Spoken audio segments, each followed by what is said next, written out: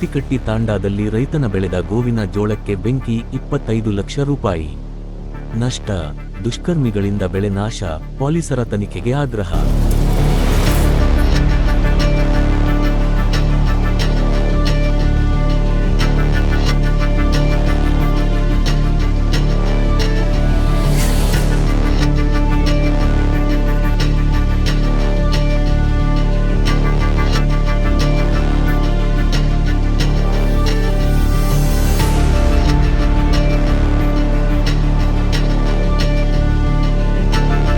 ಮುಂಡರಗಿ ತಾಲೂಕಿನ ಅತ್ತಿಕಟ್ಟಿ ತಾಂಡಾ ವ್ಯಾಪ್ತಿಯಲ್ಲಿ ದುಷ್ಕರ್ಮಿಗಳು ರೈತನೊಬ್ಬರ ಜೀವನಾಧಾರವನ್ನೇ ಸುಟ್ಟು ಹಾಕಿರುವ ಹೃದಯ ವಿದ್ರಾವಕ ಘಟನೆ ಮಂಗಳವಾರ ತಡರಾತ್ರಿ ನಡೆದಿದೆ.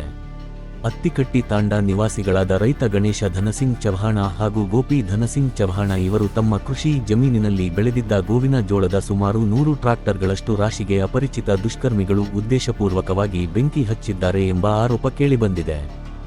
ಘಟನೆಯಲ್ಲಿ ಸುಮಾರು 20 ರಿಂದ 25 ಲಕ್ಷ ರೂಪಾಯಿ ಮೌಲ್ಯದ ಗೋವಿನ ಜೋಳ ಸಂಪೂರ್ಣವಾಗಿ ಬೆಂಕಿಗೆ ಆಹುತಿಯಾಗಿದ್ದು, ರೈತ ಕುಟುಂಬ ತೀವ್ರ ಆಘಾತಕ್ಕೊಳಗಾಗಿದೆ. ಬೆಂಕಿಯ ಜ್ವಾಲೆಗಳು ಭಾರಿಯಾಗಿ ಕಾಣಿಸಿಕೊಂಡು ಕೆಲವೇ ನಿಮಿಷಗಳಲ್ಲಿ ಸಂಪೂರ್ಣ ಜೋಳದ ರಾಶಿ ಭಸ್ಮವಾಗಿದೆ ಎಂದು ಸ್ಥಳೀಯರು ತಿಳಿಸಿದ್ದಾರೆ. ಶಂಕಾಸ್ಪದ ಪರಿಸ್ಥಿತಿ. ರಾತ್ರಿ ವೇಳೆಯಲ್ಲಿ ಸಂಭವಿಸಿದ ಈ ಘಟನೆ ಅಪಘಾತವಲ್ಲ, ಪೂರ್ವಯೋಜಿತ ಕೃತ್ಯ ಎನ್ನುವ ಅನುಮಾನಗಳು ವ್ಯಕ್ತವಾಗುತ್ತಿವೆ. ರೈತರೊಂದಿಗೆ ಯಾವುದೇ ವೈಯಕ್ತಿಕ ವೈಷಮ್ಯವಿದೆಯೇ ಅಥವಾ ಬೆಳೆ ನಾಶ ಮಾಡುವ ಉದ್ದೇಶದಿಂದಲೇ ಈ ಕೃತ್ಯ ನಡೆದಿದೆಯೇ ಎಂಬ ಕುರಿತು ಗ್ರಾಮದಲ್ಲಿ ಚರ್ಚೆ ಜೋರಾಗಿದೆ. ರೈತ ಕುಟುಂಬದ ಆಕ್ರಂದನ. ತಮ್ಮ ಶ್ರಮದ ಫಲ ಕಣ್ಣೆದುರೇ ಸುಟ್ಟು ಹೋಗಿರುವುದನ್ನು ಕಂಡ ರೈತ ಗಣೇಶ ಚವ್ಹಾಣ ಹಾಗೂ ಕುಟುಂಬದವರು ಕಣ್ಣೀರಿಟ್ಟಿದ್ದಾರೆ. 1 ವರ್ಷ ಪೂರ್ತಿ ದುಡಿದು ಬೆಳೆದ ಬೆಳೆ ಕೆಲ ನಿಮಿಷಗಳಲ್ಲಿ ನಾಶವಾಗಿದೆ. ನಮಗೆ ನ್ಯಾಯ ಬೇಕು ಎಂದು ರೈತರು ಆಕ್ರೋಶ ವ್ಯಕ್ತಪಡಿಸಿದ್ದಾರೆ. ಪೊಲೀಸರಿಗೆ ದೂರು.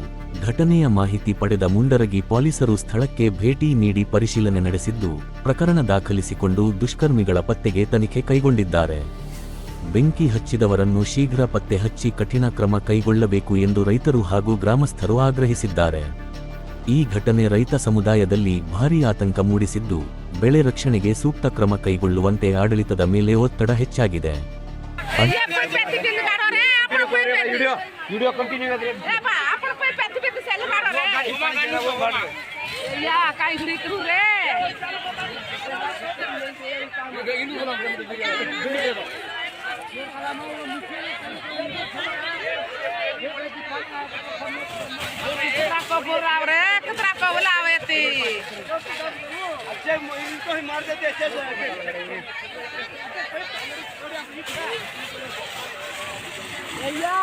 कहीं बायो रे खागे रे जान